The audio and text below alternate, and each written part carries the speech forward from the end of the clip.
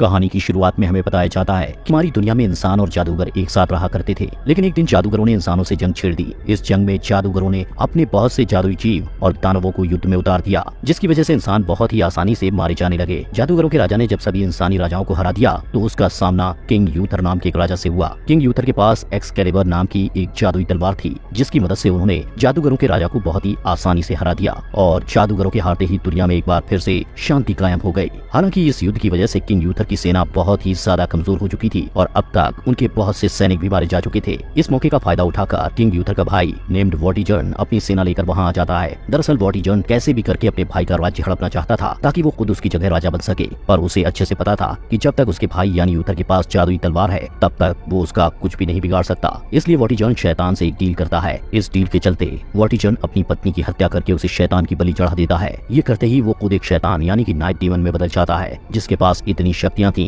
कि वो किंग यूथर को आसानी से हरा सकता था। लेकिन यूथर को इस बात का पहले ही पता चल चुका था कि उसका भाई एक शैतान में बदलकर उसे मारने आ रहा है। इस पर यूथर अपनी पत्नी और बेटे को लेकर वहां से भागने लगते हैं, लेकिन रास्ते में उनका सामना नाइट डीमन से हो जाता है, जो एक ही बार में यूथर की पत्नी को जान से मारने के बाद उसके बेटे को भी मारना चाहता था। और उसके ऐसा कर पाने से पहले ही किंग यूथर अपने बेटे को एक नाव में बैठाकर दूर भेज देते हैं, जिसके बाद वो अपनी एक्सकैलिबर तलवार लेकर नाइट डीमन से फाइट करने लगते हैं। इसी के साथ ये सीन यहीं पर कट हो जाता है। फिर हमें कुछ सालों बाद का समय दिखाया जाता है, जहाँ हम ये जान पाते हैं कि किंग यूथर को डीमन नाइट ने मार दिया था, मगर उनका बेटा अब भी जिंदा होता है, क्योंकि वो नदी में बहते हुए लंदन सिटी की कुछ महिलाओं को मिल गया, जिन्होंने उसे ऑर्फन हाउस में भेज दिया। दूसरी तरफ वॉटिजर्न ने अपने भाई को मारने के बाद खुद को नया राजा बना लिया था और उसके राज्य के लोग उससे बहुत ज्यादा डरा करते थे, क्योंकि वॉटिजर्न एक बुरा राजा था। वहीं उसने उस टावर का रिकंस्ट्रक्शन भी शुरू करवा दिया होता है, जिसकी मदद से जादूगरों के राजा को शक्तियां मिला करती थी, जिसका मतलब साफ है कि अगर ये टावर बन के तैयार हो गया तो जादूगरों को उनकी शक्तियां वापस मिल जाएंगी और ऐसा होते ही इंसानों और जादूगरों के बीच फिर से युद्ध शुरू हो सकता है। लेकिन वॉटिजर्न को इस बात का कोई डर नहीं होता कि इंसानों और जादूगरों में दोबारा से जंग शुरू हो सकती है, क्योंकि वो खुद भी जादूगरों के साथ काफी सालों तक रहा था, इसलिए उसे भी छोटा मोटा जादू करना आता था। वॉटिजर्न उस टावर को दोबारा बनवाकर उसकी जादुई शक्तियों को हासिल करके दुनिया का सबसे शक्तिशाली इंसान बनने का सपना देख रहा होता है। इधर लंदन सिटी में किंग यूथर का बेटा आर्थर, जो बचपन से ही गलत संगत में फंस गया था, वो छोटी मोटी चोरियां करके अपना गुजारा किया करता, लेकिन उसके दिल में कहीं न कहीं इंसानियत बाकी होती है, इसलिए वो चोरी के पैसों से गरीबों की मदद भी किया करता। इसी तरह 20 साल बीत जाते हैं और अब आर्थर भी बड़ा हो चुका होता है, जबकि दूसरी तरफ वॉटिजर्न का डार्क टावर भी ऑलमोस्ट बनने ही वाला था। इस टावर के बनने के चक्कर में उनके राज्य की एक नदी सूख जाती है। नदी का पानी सूखते ही वॉटिजर्न के सैनिकों को पत्थर की एक मूर्ति मिलती है, जिसमें तलवार कड़ी हुई थी। ये देखते ही वो सभी उस तलवार को निकालने की कोशिश करते हैं, लेकिन कोई भी उस तलवार को नहीं निकाल पाता, यहाँ तक कि वॉटिजर्न भी नहीं। तब वॉटिजर्न के आदेश पर आसपास के गाँव और शहरों के लोगों को वहाँ बुलाया जाता है, ताकि वो लोग भी उस तलवार को निकालने की कोशिश करें, लेकिन अब तक कोई भी उस तलवार को निकालने में सफल नहीं हो पाया था। फिर एक दिन वॉटिजर्न के सैनिकों से आर्थर की बहस हो जाती है, इसलिए वो सैनिक आर्थर को बाकी अपराधियों के साथ पकड़कर उसे अपने राज्य ले आते हैं, जहाँ आर्थर को भी वो तलवार निकालने का ऑर्डर दिया जाता है। अब आर्थर जैसे ही उस तलवार को टच करता है, वैसे ही उसे कुछ विजन नजर आने लगते हैं, साथ ही साथ उसे अजीब सी शक्ति का एहसास भी हो रहा था। लेकिन इस सब के बावजूद वो उस तलवार को खींचकर पत्थर से बाहर निकाल लेता है। ये देख के सभी हैरान रह जाते हैं और वॉटिजर्न को भी समझ आ जाता है कि आर्थर ही किंग यूथर का बेटा है, क्योंकि वो तलवार कोई आम तलवार नहीं बल्कि किंग यूथर की एक्सकैलिबर तलवार होती है, जिससे यूथर ने पिछले युद्ध में जादूगरों के राजा को हराया था। हालांकि तलवार की शक्तियों के कारण आर्थर बेहोश हो जाता है और वॉटिजर्न के साथ राज्य के लोगों को भी पता चल जाता है कि आर्थर ही यूथर का बेटा है। अब इससे पहले कि राज्य के लोग वॉटिजर्न के खिलाफ बगावत कर पाते, वो आर्थर को जेल में डलवा देता है, लेकिन इसके बाद भी राज्य के लोग बगावत कर देते हैं, क्योंकि उनका असली राजा यानी यूथर का बेटा आर्थर वापस आ चुका था। इस पर वॉटिजर्न जेल में आर्थर से मिलने जाता है, जहाँ वो आर्थर से कहता है कि मैं कल तुम्हें सबके सामने उस तलवार को उठाने के लिए कहूंगा, लेकिन तुम उस तलवार को मत उठाना। अगर तुमने मेरी बात नहीं मानी तो मैं जेल में कैद तुम्हारे बाकी साथियों को जान से मरवा दूंगा। फिर अगले दिन आर्थर से कहा जाता है कि वो उस तलवार को उठाकर उसकी शक्तियों का प्रयोग करे, लेकिन आर्थर ऐसा नहीं करता,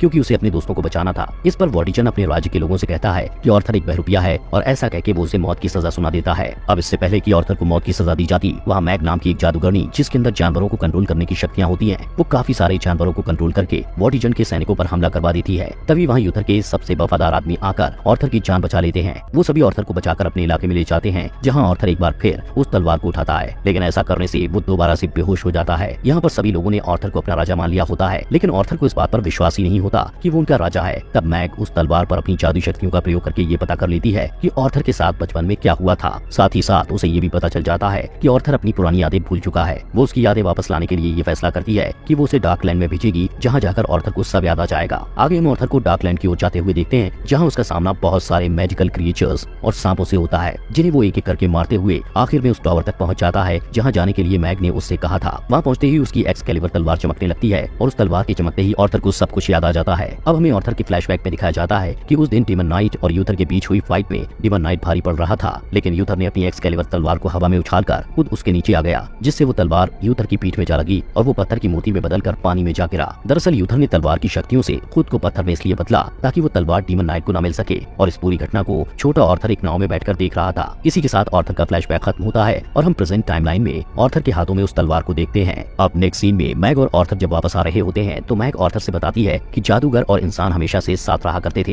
लेकिन तुम्हारे पिता के भाई यानी वॉटिचन ने जादूगरों के राजा को इंसानों के खिलाफ भड़काकर युद्ध शुरू करवा दिया। क्योंकि वॉटिचन खुद अपने भाई की जगह राजा बन सके, तब जादूगरों के राजा ने उस टॉवर की शक्तियों को अनलॉक करके इंसानों के खिलाफ हुए सभी युद्ध को जीत लिया। लेकिन आखिर में किंग यूथर ने उस जादूगर को हरा के उसके डार्क टॉवर को ही नष्ट कर दिया, क्योंकि उसकी काली शक्तियां उसी डार्क टॉवर से आती थी। किंग यूथर इतने पर ही नहीं रुका, बल्कि उसने अपनी एक्सकैलिबर तलवार को अपने खून से जोड़ दिया, यानी अब वो तलवार उसके ही वंशज के लोग कंट्रोल कर पाएंगे। जैसे किंग यूथर के बाद ऑर्थर ही उस तलवार को इस्तेमाल कर पाएगा और उसके बाद ऑर्थर का बेटा। मैग आगे बताती है कि वॉटिचन उस डार्क टॉवर को और भी ज्यादा ऊंचा करवा रहा है, और वो टॉवर जितना ऊंचा होगा वॉटिचन की शक्तियां भी उतनी ही ज्यादा बढ़ती जाएंगी। इसलिए हमें समय रहते वॉटिचन को रोकना होगा, वरना बाद में उसे एक्सकैलिबर तलवार से भी नहीं रोका जा सकता। जिसके बाद ऑर्थर और उसके साथी ब्रिटेन देश के एक पावरफुल फैमिली के लोगों से मिलते हैं, जिनके पास बहुत सारे पैसे, हथियार और एक मजबूत आर्मी भी थी। यहाँ ऑर्थर उन्हें समझाता है कि वो राजा बनने के योग्य है, क्योंकि वो किंग यूथर का बेटा है, जो इस राज्य का असली वारिस है। ये सुनकर वो परिवार भी ऑर्थर का साथ देने के लिए तैयार हो जाता है, और अब उनका सबसे पहला मिशन डार्क टॉवर को कंप्लीट होने से रोकना है, जिसके लिए वो लोग एक शिप को पूरी तरह से बर्बाद कर देते हैं, क्योंकि उसी शिप में डार्क टॉवर को बनाने का रॉ मटेरियल ले जाया जा रहा था। वो लोग इतने पर ही नहीं रुकते, बल्कि वो लोग वॉटिचन के कैस्टल में भी आग लगाने के बाद वॉटिचन को मारने की प्लानिंग में लग जाते हैं। लेकिन वॉटिचन को उनके प्लान का पता चल जाता है, इसलिए वो अपना एक बहरूपिया तैयार करता है, जिसे ऑर्थर का एक साथी तीर चलाकर जान से मार देता है। अब उसके मरते ही वॉटिचन के सैनिकों को ऑर्थर के साथियों की लोकेशन पता चल जाती है कि आखिर वो लोग कहाँ छुपे हैं। जिसके बाद वो लोग मैग को भी पकड़ लेते हैं। ऑर्थर अपने साथियों को मुसीबत में फंसा दे अपनी एक्सकैलिबर तलवार को उठा लेता है, और फिर वो उसके एक ही वार से वॉटिचन के सभी सैनिकों को मार गिराता है। ये देखकर हम समझ पाते हैं कि उसकी तलवार में अनलिमिटेड पावर्स हैं। हालांकि इतने सारे लोगों को मारने के बाद ऑर्थर को बहुत दुख होता है, क्योंकि वो सैनिक तो सिर्फ अपने राजा का ऑर्डर फॉलो कर रहे थे और उनकी ऑर्थर से कोई पर्सनल दुश्मनी नहीं थी। इसी समय वॉटिचन भी उसके एक साथी को जान से मार देता है। जिसके बाद ऑर्थर अपने बाकी साथियों को एक नाव से लेकर दूर चला जाता है। वो आगे जाकर अपनी तलवार को नदी में फेंक देता है, क्योंकि इस तलवार से हुई तबाही ने उसको बहुत सैड कर दिया था। तभी गॉडेस ऑफ रिवर नदी में ऑर्थर की तलवार को पकड़ के ऑर्थर को भी नदी में खींच लेती है। यहाँ वो ऑर्थर को भविष्य के विजन दिखाती है, जिसमें वो ये देखता है कि हर तरफ तबाही का मंजर है। इस विजन को दिखाने के बाद गॉडेस ऑफ रिवर उससे कहती है कि अगर तुमने वॉटिचन को नहीं हराया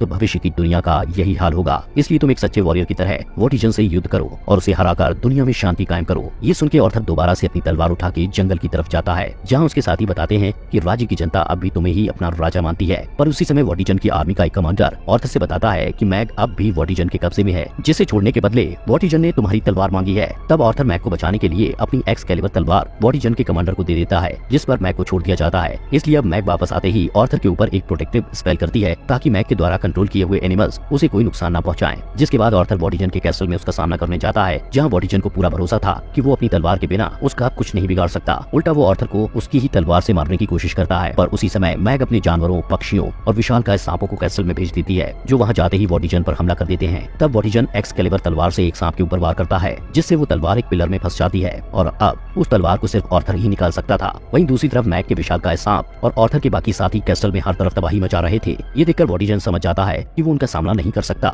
इसलिए वो पिछली बार की तरह केव में जाकर दोबारा से डीमन नाइट में बदल जाता है। इसके कुछ देर बाद ऑर्थर भी एक्सकैलिबर तलवार को पिलर से निकाल के और वॉटिचन के साथियों को मारते हुए आखिर में डीमन नाइट से फाइट करने लगता है। इस फाइट में डीमन नाइट, जो आर्थर पर भारी पड़ रहा था, वो उससे कहता है कि may the sword belongs to me, और यही बात उसने अपने भाई यूथर से भी कही थी। ये सुनकर ऑर्थर को बहुत ज्यादा गुस्सा आता है और वो गुस्से में डीमन नाइट पर एक के बाद एक कई वार करता है, लेकिन वो अभी डीमन नाइट को नहीं हरा पाता। तब उसे समझ आता है कि अगर वो इस तलवार की शक्तियों का फुल पोटेंशियल में यूज करना चाहता है तो उसे शांत रहना होगा। फिर वो अपने गुस्से को शांत करके डीमन नाइट पर वार करता है, जिससे आखिरकार वो उसे मारकर उसके असली फॉर्म यानी वॉटिचन के रूप में ले आता है। यहाँ घायल होने की वजह से वॉटिचन मारा जाता है। वॉटिचन के मरते ही डार्क टॉवर भी डिस्ट्रॉय हो जाता है, यानी अब उनके राज्य में फिर से शांति लौट आई है। इस कहानी के लास्ट सीन में हमें दिखाया जाता है कि ऑर्थर को उस राज्य का राजा बना दिया है, और इसी के साथ ये कहानी यहीं एंड होती है।